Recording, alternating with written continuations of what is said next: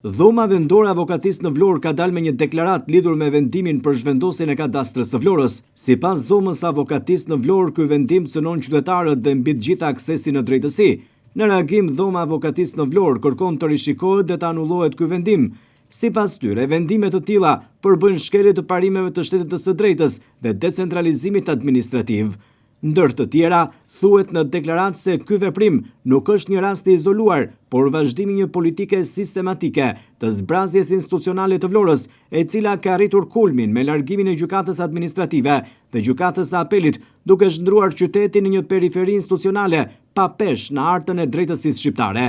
Largimi i institucioneve shtetërore nga Vlora përbën, sipas dhomës avokatisë në Vlorë, cënim të rënd të aksesit në drejtësi dhe shërbime publike për mira qytetar, goditje direkte ndaj profesionit avokatit, funksionimit të sistemit të drejtësisë dhe sigurisë juridike, diskriminim territorial të hapur që favorizon centralizimin ekstrem në Tiranë dhe braktisë qytetet historike dhe strategjike të vendit. Vlora, një qytet me peshë historike, juridike dhe kombëtare, nuk mund dhe nuk duhet të trajtohet si një qytet i dorës së dytë. Vendime të tilla të marra pa konsultim me komunitetin juridik dhe pas një analizë reale të pasojave, përbëjnë shkelje të parimeve të shtetit të së drejtës dhe decentralizimit administrativ, thuhet ndër të tjera në reagimin e dhomës së avokatëve në Vlorë.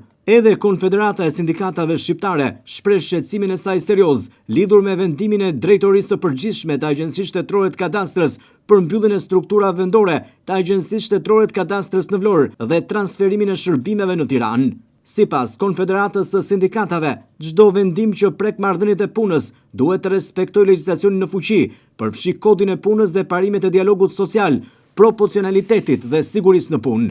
Argumentet e përmirësimit të organizimit të punës dhe rritjes së eficiencës duhet të shoqërohen me analiza konkrete të matshme dhe të diskutuara me palët e interesuara.